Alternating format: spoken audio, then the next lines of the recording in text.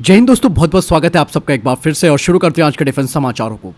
दोस्तों, डीआरडीओ ने अब अपने नेक्स्ट लेवल की तैयारी शुरू कर दी है और अब वे airborne megawatt grade directed energy weapon को डेवलप कर रहे हैं।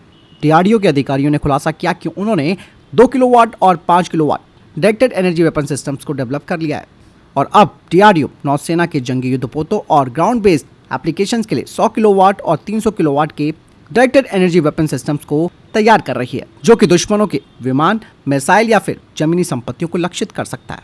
लेकिन दोस्तों, यहाँ पर जो एयरबॉर्न एमडब्ल्यू ग्रेड का डीडब्ल्यू है यानी कि डायरेक्टेड एनर्जी वेपन, ये काफी महत्वपूर्ण माना जा रहा है। इस सिस्टम की खास बात यह है कि ये मेगावाट रेंज में है और कहा जा रहा है कि ये जो डायरेक्टेड एनर्जी वेपन है उसकी रेंज 500 किलोमीटर से ज्यादा हो सकती है और इस एयरबॉर्न एमडब्ल्यू ग्रेड के डीडब्ल्यू से टैक्टिकल बैलिस्टिक मिसाइलों को बेअसर किया जा सकता है, जिसमें कि छोटी और मध्यम दूरी की बैलिस्टिक मिसाइलें भी शामिल है और इस पावरफुल डीडब्ल्यू को एक ट्रांसपोर्ट एयरक्राफ्ट में डिप्लॉय किया जाएगा, जिससे कि कई सारे फायदे मिलते हैं। पहला तो मोबिलिटी का फायदा मिलता है, जिससे कि सिस्टम को हॉटस्पॉट या फिर मिसाइल खतरे वाले क्षेत्रों में तेजी से डिप्लॉय किया जा सकता है। दूसरा, उच्च ऊंचाई में ऑपरेट करने से लाइन ऑफ विजन की जो रेंज है वो भी बढ़ जाती है, जिससे कि लंबी दूरी पर एंगेजमेंट संभव हो पाता है, जो कि 500 किलोमीटर से भी ज्यादा हो सकता है। इसके अलावा इसका तीसरा सबसे बड़ा बेनिफिट ये होगा कि एक एयरबॉर्न प्लेटफॉर्म जो हमारी स्वदेशी बैलिस्टिक मिसाइल डिफेंस प्रोग्राम है यानी कि बीएमडी, जो कि ground based missile defence system है, उसके लिए ये एक कॉम्प्लीमेंट बन सकता है। कहा ही जा रहा है कि भारतीय वायुसेना के IL-76 या फिर C-130J पर इसे लगाया जा सकता है। हालांकि इस प्रोग्राम के लिए चैलेंजेस भी काफी है, क्योंकि इसके लिए आपको एक हाई एफिशिएंसी पावर सिस्टम की जरूरत होगी। इसके अलावा आपको एक कूलिंग मैकेनिज्म की भी जरूरत पड़ेगी। इंडियन एयरफोर्स ने अब भारतीय प्राइवेट सेक्टर कंपनियों से बातचीत करनी शुरू की है, जिसके तहत भारतीय वायुसेना चाहती है कि उनके मी-17 हेलीकॉप्टर पर एक स्वदेशी मेन रोटर ब्लेड को डिजाइन और विकसित किया जाए, क्योंकि दोस्तों मी-17 V5 जैसे वेरिएंट ये हेलीकॉप्टर भारत के विविध इलाकों में ट्रूप ट्रांसपोर्ट, डिजास्टर रिलीफ और कॉम्बैट सपोर्ट में काफी महत्वपूर्ण भूमिका निभाते हैं। लेकिन दोस्तों, यहाँ पर जो सबसे बड़ी प्रॉब्लम है इस मेन रोटर ब्लेड की, वो ये है कि इनका जो लिमिटेड टोटल टेक्निकल लाइफ होना, और इसी वजह से भारतीय वायुसेना को इसके लिए रशियन OEM के पास जाना पड़ता है, यानी कि इन्हें बार बार बदलने की जरूरत पड़ती है। वर्तमान में भारतीय वायुसेना के पास 200 से ज्यादा मी-17 है। ये जो दोस्तों मेन रोटर ब्लेड होती है, इसे आमतौर पर कंपोजिट मटेरियल और मेटल एलॉयज के जरिए बनाया जाता है, जो कि अत्यधिक एरोडायनेमिक तनाव, वाइब्रेशन और इन्वायरमेंटल क्षति को सहन करते हैं। ऐसे में दोस्तों ये जो मेन रोटर ब्लेड है उसकी जो टोटल टेक्निकल लाइफ है वो 2000 से 3000 उड़ान घंटे होता है और एक बार जब ये साइकिल पूरी हो जाती है तो फिर सुरक्षा और परफॉर्मेंस को सुनिश्चित करने के लिए OEM के गाइडलाइंस के मुताबिक इन्हें बदलना पड़ता है और समझौता नहीं किया जाता है। इसलिए भारतीय वायुसेना चाहती है कि भारत की प्राइवेट सेक्टर की कंपनियां आगे आएं और इस काम को अपने हाथ में लें। हिंदुस्तान शिपयार्ड लिमिटेड ने अब भारतीय नौसेना के जो फ्लीट सपोर्ट शिप्स हैं उनके लिए एडवांस प्रपल्सन सिस्टम बनाने को लेकर जर्मनी की इंजन निर्माता मैन एनर्जी सॉल्यूशंस के साथ एक कॉन्ट्रैक्ट किया है। इस कॉन्ट्रैक्ट में 10 मरीन इंजन जो है उनकी डिलीवरी शामिल है, जो कि हमारे 5 फ्लीट सपोर्ट शिप्स को पावर देगी। ये इंजन भारतीय नौसेना को आपूर्ति किए गए अब तक के सबसे बड़े इंजनों में से एक है। बता दें कि 2023 में हिंदुस्तान शिपयार्ड लिमिटेड और भारतीय नौसेना के बीच इस प्रोग्राम के लिए कॉन्ट्रैक्ट साइन किया गया था। 40,000 टन से ज्यादा डिस्प्लेसमेंट वाले ये जहाज ईंधन, पानी और गोला बारूद और सामान ले जाएंगे, जिससे कि बंदरगाह पर वापस आए बिना हमारे जो शिप्स हैं वो लंबे मिशनों को पूरा कर पाएं। इसके अलावा ये जहाज मानवीय सहायता और आपदा राहत अभियानों में मदद करेंगे। S-400 की हाल ही की एक बड़ी सफलता ने दोस्तों पाकिस्तान को टेंशन में डाल दिया है। आपको बता दें कि रशिया के S-400 एयर डिफेंस सिस्टम ने हाल ही में यूक्रेन के Su-27 और F-16 फाइटर जेट को मार गिराया, जिससे कि पाकिस्तान अब सदमे में चला गया, क्योंकि पाकिस्तानी एयरफोर्स के पास पुराने F-16 और चाइना से लिए हुए JF-17 फाइटर जेट्स है। भारत ने दोस्तों पश्चिमी सीमा पर S-400 को डिप्लॉय भी कर दिया है, जिससे कि पाकिस्तान के लिए एक सीरियस टेंशन यहाँ पर हो गई है, क्योंकि ये सिस्टम अपनी प्रूवन लिथैलिटी के लिए जाना जाता है।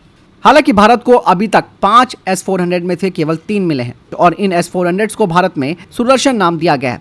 अब पाकिस्तान के लिए भारत के लिए जवाबी कार्रवाई करना एक चुनौती बन गई है। भले ही पाकिस्तान ने चाइना से HQ-9 जैसे एयर डिफेंस सिस्टम्स लिए हैं, लेकिन S-400 के नेटवर्क वाले रडार और एंटी जैमिंग सुविधाओं के सामने ये बिल्कुल ठंडे पड़ जाते हैं। इसीलिए पाकिस्तान के लोग ये सोच रहे हैं कि भैया अब हमें अगर S-400 का मुकाबला करना है तो हमें हाइपरसोनिक मिसाइल या फिर स्टेल्थ प्लेटफॉर्म शामिल करने होंगे।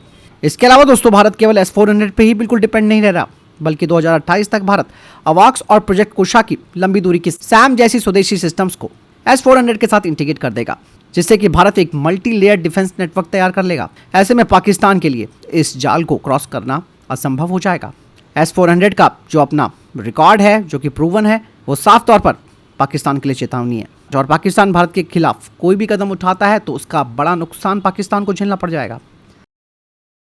वहीं दोस्तों, भारत शक्ति की एक रिपोर्ट सामने आई है जो बताती है कि भारतीय वायुसेना ने डसॉल्ट एविएशन के साथ गवर्नमेंट टू गवर्नमेंट डील के माध्यम से 40 यानी कि 40 अतिरिक्त राफेल फाइटर जेट्स खरीदने का अनुरोध किया है, जिससे कि भारतीय वायुसेना के पास टोटल 76 यूनिटें हो जाएंगी। वहीं दूसरी तरफ भारत का जो MRFA प्रोग्राम है वो अभी भी अधर में लटका हुआ है। बताया ये जा रहा है इस रिपोर्ट में कि इंडियन एयरफोर्स 40 फाइटर जेट्स इसलिए खरीद रही है क्योंकि भारतीय वायुसेना के पास जो स्क्वाड्रंस है वो घटती जा रही हैं। 42 के मुकाबले 31 स्क्वाड्रंस पर हम आ चुके हैं।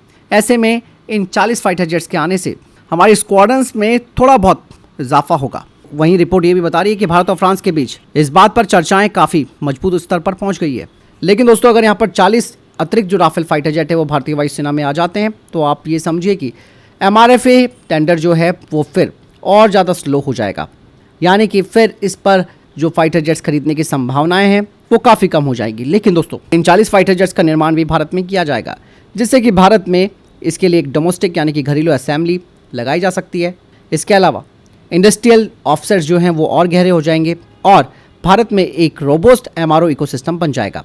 लेकिन दोस्तों, जैसे मैंने बताया ना कि 40 राफेल के आ जाने से 114 MRFA टेंडर फीका पड़ जाएगा। लेकिन डिफेंस एक्सपर्ट्स कहते हैं कि इसके पीछे भी एक बड़ा कारण हो सकता है।